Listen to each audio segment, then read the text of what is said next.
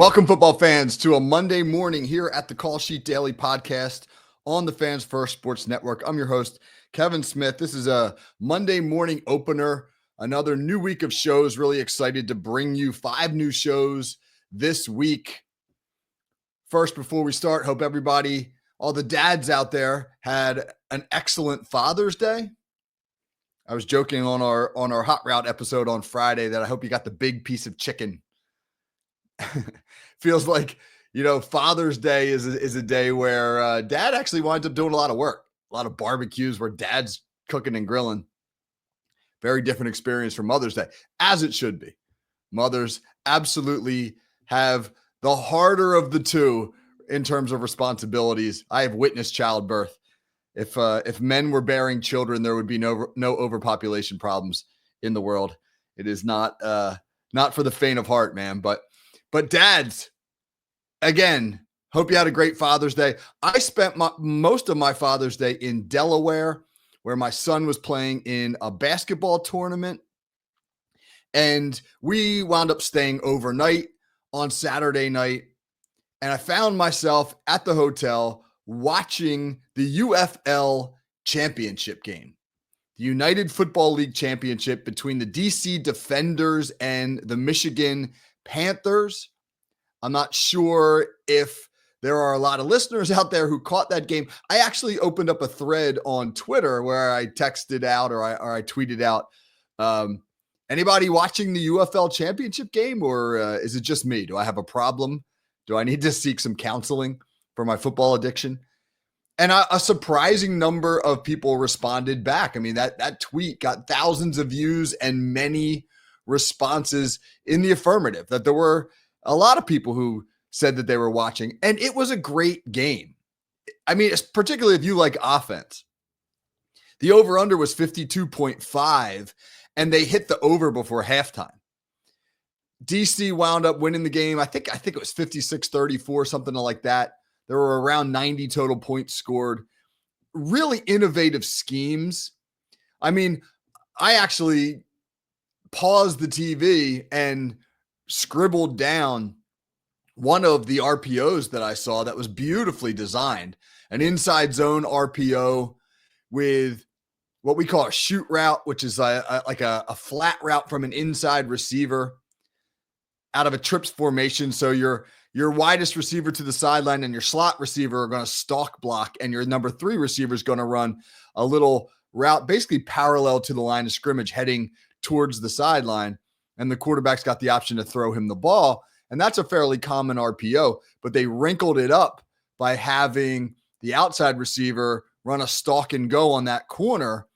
And DC's quarterback, Jordan Ta'amu, read the outside defender. And when the corner came up to play the run because he thought they were going to dump that little shoot route into the flat, the wide receiver ran right by him. They hit him for 6. That actually may have been a Michigan RPO now that I think about it. But anyway, beautifully done. Excellent schemes, exciting game. And I know a lot of people don't watch and don't really, it's minor league football for the most part, don't really have an investment in it. But I thought they're onto something here. The UFL, if the NFL gets behind this league and puts some resources into it, it could be really interesting and innovative. You think back to the AFL, the American Football League, which existed as a rival league for the NFL in the 1960s and was eventually absorbed. Many of its teams, anyway, were absorbed by the NFL. Teams like the Kansas City Chiefs, the San Diego Chargers, the Houston Oilers, they came into the NFL through the old AFL. And the AFL was a wide open passing league. You had coaches like Sid Gilman and Al Davis before he became the owner of the Raiders. And they were spreading the field and chucking the ball, really taking a different tack than the NFL, which was a very conservative run first oriented league. And the AFL said, let's be different.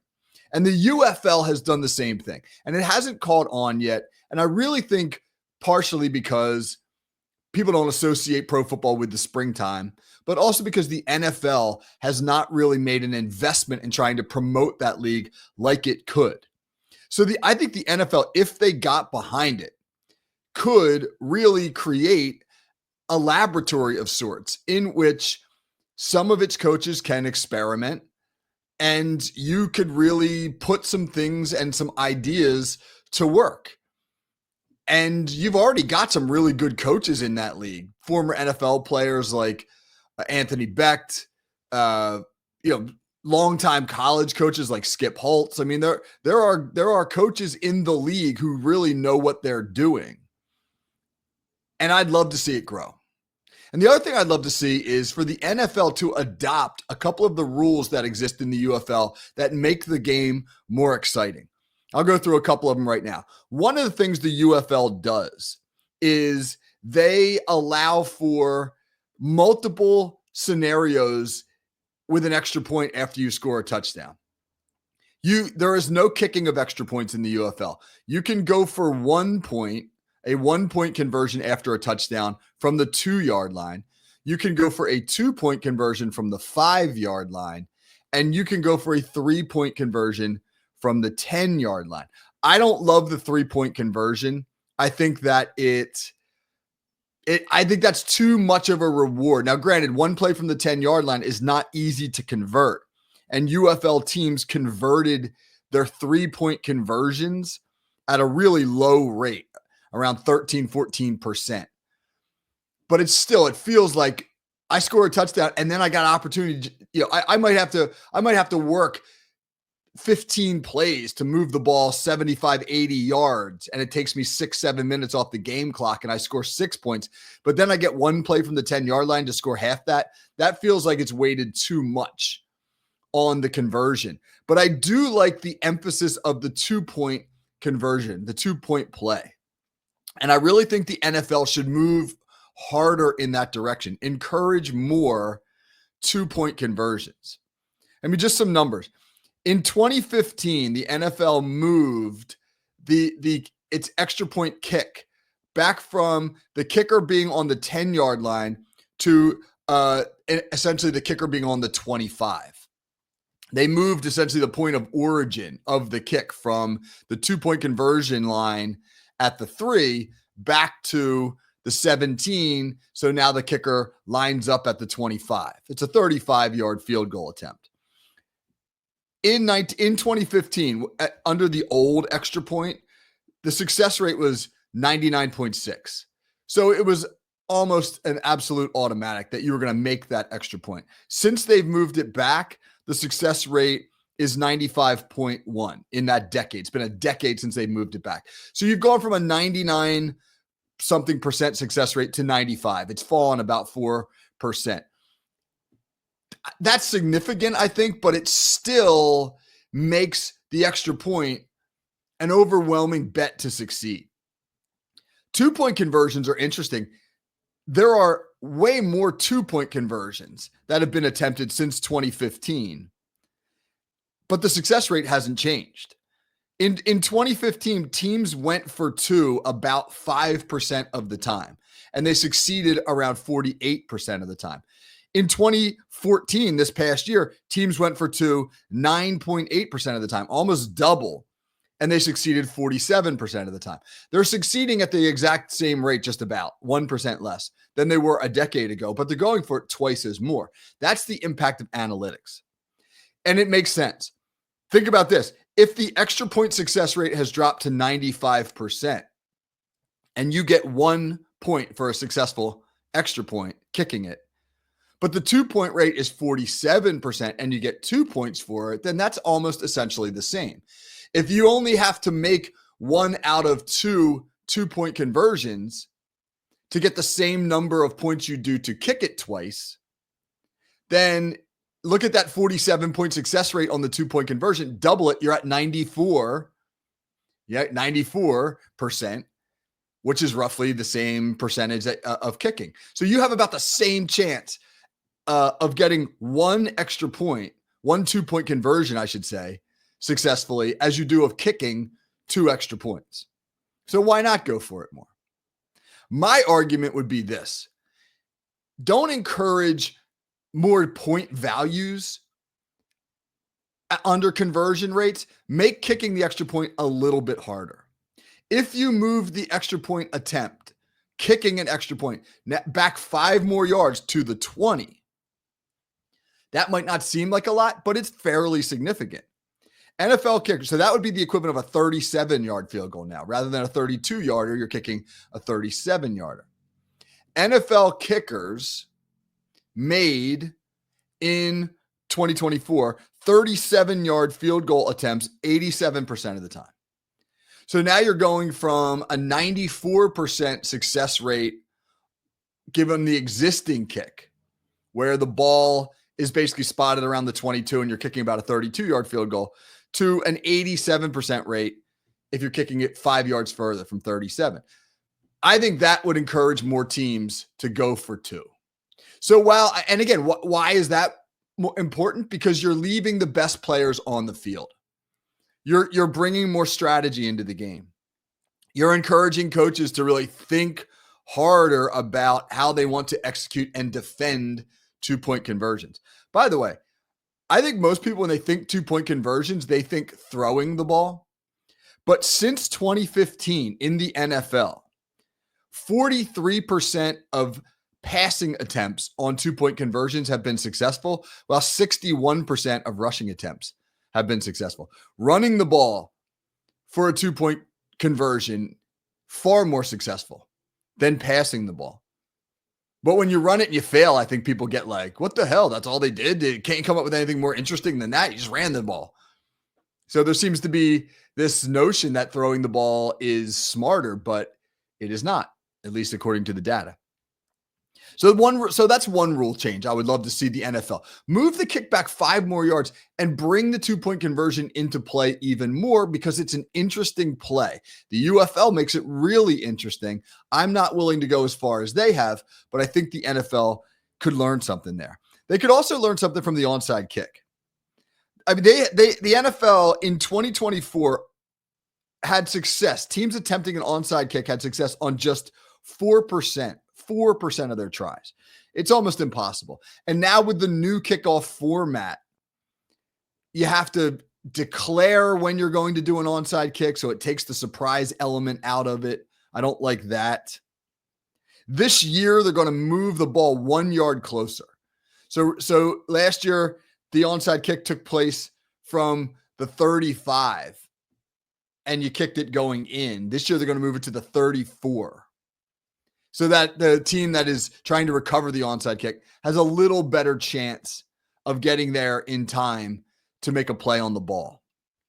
But I don't think that that's going to make much of a difference. I still think the onside kick is wonky, the way that they work it in the NFL. And I wouldn't mind see it going away. And what I would love to see them do instead is replace it with the UFL model. Now, again, you're taking the surprise element out of it, but you've already done that by making teams line up the way they do, with the kicker 30 yards behind his coverage team. So you don't have that surprise element anymore. So instead, let's go to the more strategically interesting onside kick attempt, if you will. In the UFL, a team that is trailing in the fourth quarter and scores a touchdown can now declare that they are going to attempt to retain the football by converting a 4th and 12 play. So they line up with the ball on their own 28-yard line, and it is basically a 4th and 12 scenario whereby they have to get to their own 40. If they do, they can keep the ball. So if they do, it's essentially the equivalent of them recovering an onside kick. And if they don't, then the opponent will take over at the 28-yard line, or in the event of an interception, a turnover, whatever, wherever the ball's blown dead. And that is interesting because, again, much like the 2-point conversion, you are leaving the game's best players on the field. The quarterback, the wide receiver, the first team defense. The best players, the most interesting players, remain on the field, and they're not subbed out for a bunch of linemen and, no offense, kickers, but a glorified soccer player. And you also now continue to allow the schemes to be important. So whereas if you make 2-point conversions more common, that's a schematic thing offenses and defenses will prepare for more earnestly. So too will the 4th and 12 scenario. Now, in the UFL, teams that attempted 4th and 12s this past year converted around 15% of the time. That's interesting. That 4% of onside kicks in the NFL, about 15% of 4th and 12 attempts in the UFL. If you think that is too high a rate, maybe you bump it back a couple more yards and say, let's make it a 4th and 15. But still, I think 4th and 12 to retain the football is a much more interesting play than some wonky onside kick that you have to declare ahead of time and becomes a really, really bizarre niche play as opposed to a natural football play. So I'd love to see the NFL adopt that rule. And the last one, the overtime rule.